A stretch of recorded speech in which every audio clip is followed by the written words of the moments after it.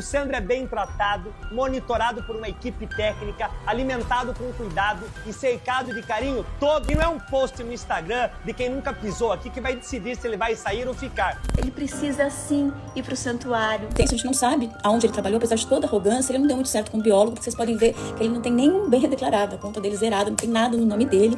Nossa, cara, até o momento, Luiz, eu sempre ataquei as suas ideias, não sua honra pessoal, etc.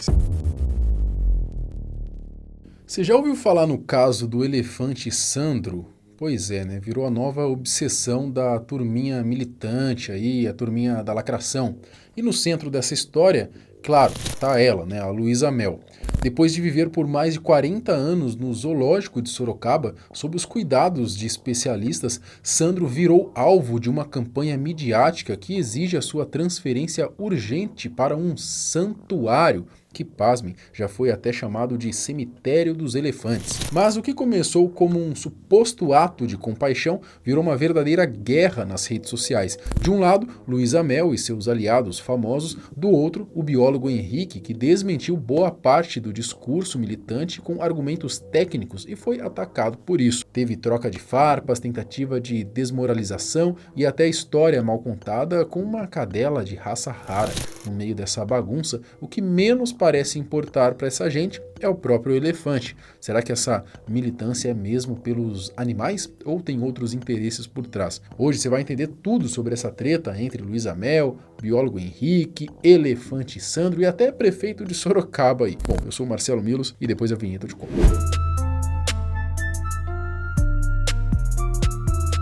Bom, vamos conhecer primeiro o protagonista dessa polêmica toda, o elefante Sandro.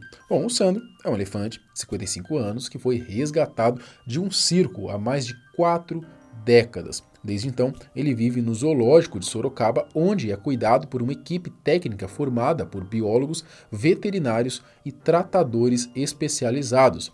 Já idoso, o Sandro conhece cada canto do lugar onde mora há mais de 40 anos, um espaço que para ele é mais do que um recinto, é a sua casa. Mas nem todo mundo vê assim, né? Depois da morte de sua companheira, a Raiza, em 2020, começaram a surgir pressões pela transferência de Sandro.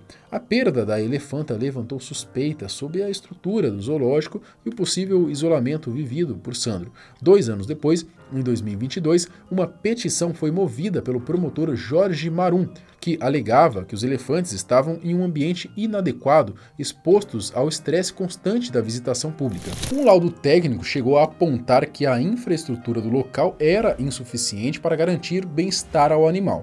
Ainda assim, a proposta de transferência não foi adiante e o motivo? A idade avançada de Sandro. Especialistas alertaram que tirá-lo de lá poderia ser mais perigoso do que deixá-lo onde está. Mas, em 2025, esse assunto voltou com força total. Novos defensores da causa animal surgiram exigindo a transferência, a retirada de Sandro do zoológico. Só que, ao que parece, esses paladinos ignoram o risco que uma mudança drástica pode representar para um elefante idoso e habituado ao lugar onde vive há décadas. Para eles, pouco importa se essa viagem pode custar a vida do Sandrão. Entendendo a treta. A polêmica ganhou força quando Luísa Mel entrou em cena, exigindo a transferência imediata do elefante para um dito santuário, né? Segundo ela, o animal estaria sendo mantido em cativeiro, privado da liberdade e da qualidade de vida que merecia. Com um discurso emocionado, Luísa chorou diante das câmeras, gravou vídeos no local, mobilizou celebridades e, como de costume, transformou uma questão técnica e delicada em um verdadeiro espetáculo midiático. Afinal, esse sempre foi o estilo dela, e sejamos honestos, né? É assim que ela se mantém em evidência. A justiça já determinou que o Sandro seja transferido para o santuário de elefantes, um oásis que tem no Brasil, que faz um trabalho sensacional com elefantes que tiveram a vida assim terrível como o Sandro. Porém, o prefeito de Sorocaba, Rodrigo Manga, fica fazendo de tudo para que ele não seja liberado, tentando adiar a ordem judicial. Por isso estou aqui para convocar todos vocês que se importam com os animais, que sabem que eles não são entretenimento e nem tem que garantir ali a bilheteria do zoológico. ele precisa sim ir para o santuário, tomar banho de lama, ficar num recinto 12 vezes maior do que o que ele está agora e sendo apresentado aos poucos para outros da sua espécie. Para começar, vale dizer, se a Luísa Mel quer emocionar, talvez fosse bom fazer umas aulinhas de teatro, porque a atuação ali passa longe de ser convincente. A fala dela soa forçada, quase como se estivesse interpretando um personagem, e não muito bem, diga-se de passagem. Mas o fato é que, gostando ou não, ela tem influência. No meio da militância animal, Luísa tem peso, especialmente com aquela turminha que faz o L e adora um lacre nas redes sociais. E foi exatamente isso que aconteceu. Bastou ela se pronunciar para uma leva de artistas e subcelebridades começarem a gravar vídeos exigindo a transferência do elefante Sandro, como se soubessem do que estão falando. Manda, por favor, libere o Sandro. Que ele seja solto, liberte o Sandro. Liberte o Sandro. Liberte o Sandro. Libere o Sandro. Que ele libere o elefante Sandro do zoológico. Só que aí entrou em cena o prefeito de Sorocaba, o Rodrigo Manga, resolveu botar ordem na casa. Em resposta à comoção virtual, ele defendeu com firmeza a permanência de Sandro no zoológico, afirmou que o animal é bem cuidado, que faz parte da história da cidade e que qualquer decisão sobre o seu futuro deve ser tomada com base em critérios técnicos, não em campanhas barulhentas de internet movidas por likes e lacração. Atores globais que ficam lacrando na internet, tentando salvar a Amazônia, quando ela está queimando, não colocam um dedo nela para poder fazer alguma coisa. Agora, querem decidir o destino do elefante Sandro, que vive aqui em Sorocaba há mais de 40 anos. Querem aparecer na internet como defensores dos animais, mas não conhecem a história, não conhecem o Sandro, muito menos a nossa cidade. O Sandro é bem tratado, monitorado por uma equipe técnica, alimentado com cuidado e cercado de carinho todos os dias. Ele é parte da história de Sorocaba e não é um post no Instagram de quem nunca pisou aqui que vai decidir se ele vai sair ou ficar. Manga fez o que muita gente queria ver, deu no meio da galerinha militante, e com razão. Essa turma adora pagar de defensora dos animais, mas na prática, na maioria das vezes, não sabe nem o que está falando. São os mesmos que hoje em dia viraram as costas para a Amazônia, mas aparecem cheios de opinião quando é hora de ganhar like fácil nas redes sociais. Diferente do que a Luísa Mel anda espalhando por aí, Sandro não está largado nem maltratado. E quem diz isso não é o político tentando agradar eleitor, nem militante querendo holofote. É o biólogo Henrique, um profissional da área com anos de experiência que também atua como influenciador e tem contato direto com o pessoal do zoológico de Sorocaba. Segundo ele, Sandro é sim bem tratado, vive num ambiente monitorado com acompanhamento constante e todos os cuidados necessários. Ou seja, ao contrário do que o circo midiático tenta vender, Sandro não é uma vítima, e transformar a sua história em palanque de likes é que deveria ser questionado. O Sandro é muito, mas muito bem tratado mesmo no zoológico de Sorocaba. Aliás, ele já está muito velhinho, ele tem 55 anos, o que equivale a quase 100 anos na idade humana, ou seja... Henrique foi além nas críticas e trouxe pontos importantes. Ele alertou sobre o perigo que seria submeter Sandro a uma viagem nessa idade avançada, destacando o risco à saúde do animal. E ainda mostrou ali uma matéria que desmente toda a história do santuário idealizado por Luísa Mel. Segundo a reportagem, o local para onde ela queria enviar o elefante é, na verdade, conhecido por muitos como o Cemitério dos Elefantes, devido à quantidade de animais que morreram por lá em condições suspeitas. Muito tempo, tem todo um conforto para colocar ele dentro de um caminhão e viajar numa viagem longa para um local estranho, onde ele não conhece ninguém, é maus tratos. Tirar o Sandro de Sorocaba é maus tratos. Prefeito, estou colocando a reportagem aqui do elefante Tami, se pronuncia Otami, é um macho, tá? É igual o filho da Gretchen, é Otami. Esse elefante aqui estava em preparo para sair da Argentina. Estava em processo de preparo para ir para o mesmo lugar, que o pessoal ultimamente tem chamado de Cemitério dos Elefantes. Mas deram o nome aí de santuário. Santuário, não existe categoria santuário no Brasil. Olha, o que você tem é mantenedouro, mas um mantenedouro completamente ideologizado. Não pode nem fazer reprodução dos animais lá. Então qual é a finalidade? Parece mais zoológico particular.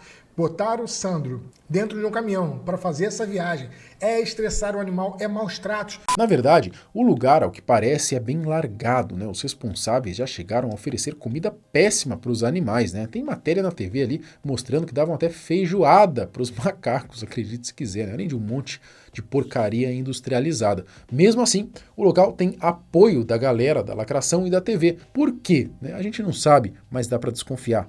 Outros Otro de frutas vermelhas y otro de frutas amarelas. También ele tem comida quente, não preparamos comida quente, preparamos, por exemplo, sábado de feijoada. sábado tem feijoada. Como eu disse, né, no lugar os animais receberiam alimentos industrializados, coisas absurdas como chocolate, pudim e outras besteiras, né? Na real, quando um bicho vai para lá, é que começa a correr risco de vida.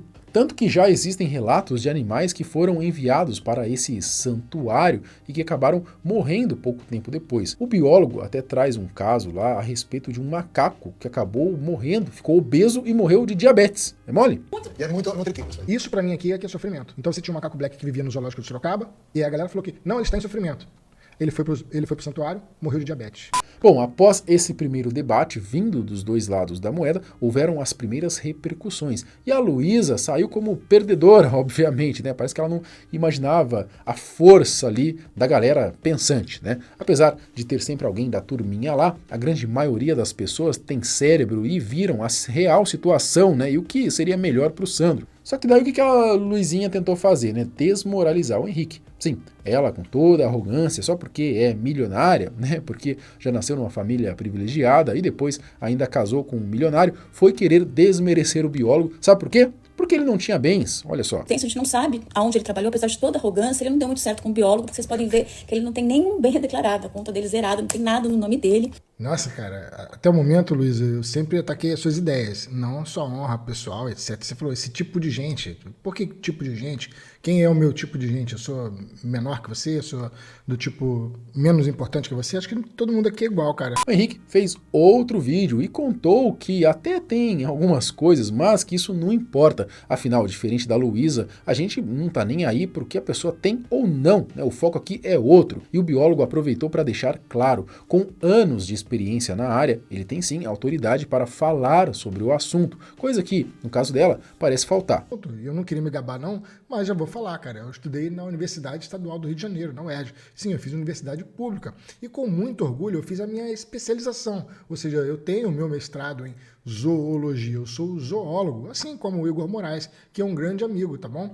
Então, veja, tenho muito orgulho de ter trabalhado no Instituto Vital Brasil, no qual eu trabalhei com serpentes, com biólogo. Depois eu fui concursado na Prefeitura de Macaé, onde eu sou analista ambiental, até hoje, mesmo estando de licença, porque hoje eu trabalho com a internet. E lá eu fundei um parque natural. Sabe o que é fundar um parque natural? Pois é, seus biólogos aí não fizeram isso não, cara. E fundar um parque natural significa preservar uma área, inclusive no perímetro urbano, aonde você tem um valor muito grande, cara. Ou seja, são milhões de reais vindo para os cofres públicos. E graças à minha atuação, como no caso, na época, consegui, inclusive fui o chefe do parque. Trabalhei a vida inteira com resgate, tratamento, soltura de animais, combate ao tráfico de animais.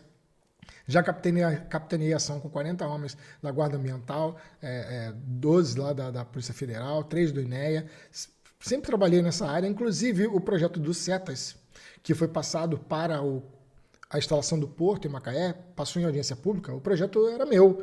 Então, se esse porto vier, ele vai ser obrigado não só a ter a manutenção do parque natural, que eu fiz lá, como também a criação de um CETAS. Ou seja, cara, isso aí é um currículo extenso pra caramba, velho. E qualquer, sabe, mexida na internet, é só botar meu nome, você vai ver. Você teve mal vontade de procurar Henrique. Inclusive, você podia ter posto biólogo Henrique que ia aparecer alguma coisa minha. Então, não vem com esse papo não, cara. E olha, não precisa fazer o ad hominem, cara. Peço desculpa a qualquer coisa que tenha feito que mexeu com a sua honra, porque não é meu objetivo. Meu objetivo é discutir as ideias. E sobre a perspectiva de santuário, você tá errada.